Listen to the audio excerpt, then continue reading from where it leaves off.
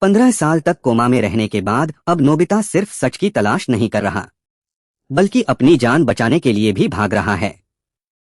लेकिन क्या कोई इंसान अपने अतीत से इतनी आसानी से बच सकता है? या फिर उसका चेहरा ही उसकी सबसे बड़ी पहचान बन चुका है? अगर आपको डार्क फैंटेसी, मिस्ट्री और इमोशनल सिनेमैटिक स्टोरीज पसंद हैं, तो वीडियो को लाइक करें, चैनल को सब्सक्राइब करें और अपने दोस्तों के साथ शेयर करना बिल्कुल मत भूलिए।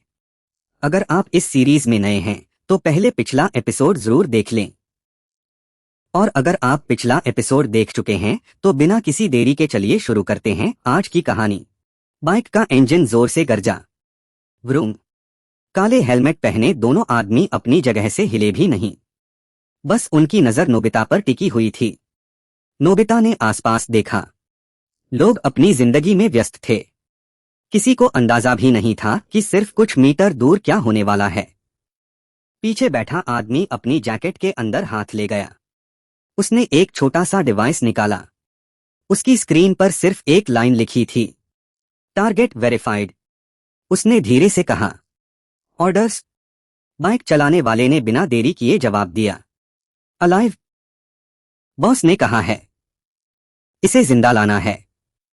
नोबिता उनकी बात साफ नहीं सुन पाया, लेकिन उसे इतना समझ आ गया कि वो उसी के लिए आए हैं। उसका गला सूख गया। उसने अपने हाथ में पकड़ा लिफाफा और बैग जोर से पकड़ लिया और वो भागना शुरू कर दिया। भाग गया। बाइक चलाने वाले ने शांत आवाज में कहा, एक्सपेक्टेड। अगले ही पल बाइक तेज रफ्तार से नोबिता के पीछे दौड़ पड़ी। नोबिता पूरी ताकत से भाग रहा था। उसके पैर अब भी कमजोर थे।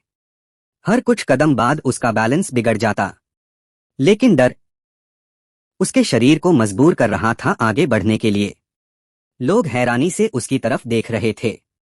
क्या हुआ? चोर है क्या? कोई शूट चल रहा है? लेकिन किसी ने रोकने की कोशिश नहीं की। नोबिता एक भीड़-भाड़ वाली गली में घुस गया। बाइक वहां अंदर नहीं आ सकती थी। लेफ्ट, हेलमेट वाले ने तुरंत कहा। दोनों बाइक से उतर गए।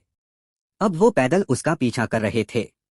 उनकी चाल में बिल्कुल घबराहट नहीं थी, जैसे उन्हें पूरा यकीन हो कि शिकार बचकर नहीं जाएगा। नोबिता की सांसें टूटने लगी थीं। उसकी नजर धुंधली होने लगी। मैं अब और नहीं। उसने दीवार का सहारा लिया।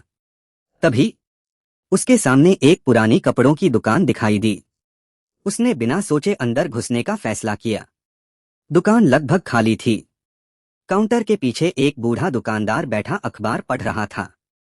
नोबिता ने हांफते हुए कहा, प्लीज मुझे कुछ देर छुपा दीजिए। दुकानदार ने अखबार से नजर उठाई।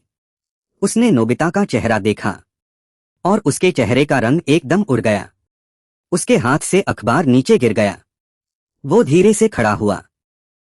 उसकी आंखें नोबिता के चेहरे पर जम चुकी थीं, जैसे वो किसी भूत को देख रहा हो।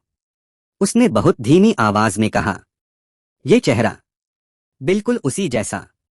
नोबिता कुछ पूछ पाता उससे पहले ही दुकान के बाहर कदमों की आवाज रुक गई।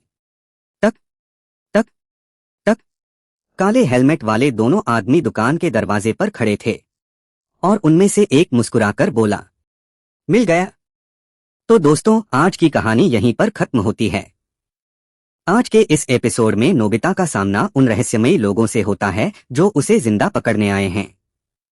अपनी जान बचाने के लिए वह भीड़भाड़ वाली गलियों में भागता है, जबकि उसके पीछा करने वाले बिना किसी घबराहट के लगातार उसके करीब पहुंचते जाते हैं।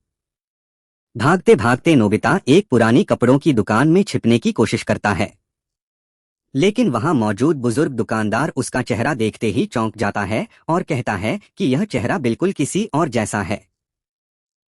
इससे पहले कि नोबिता इस रहस्य के बारे में कुछ पूछ पाता, उसका पीछा कर रहे दोनों लोग दुकान तक पहुंच जाते हैं और उसे ढूंढ लेने का ऐलान कर देते हैं। अगर आपको हमारी कहानियां पसंद आती हैं, तो हमारे YouTube स्टोरी चैनल को सब्सक्राइब करना न भूलें।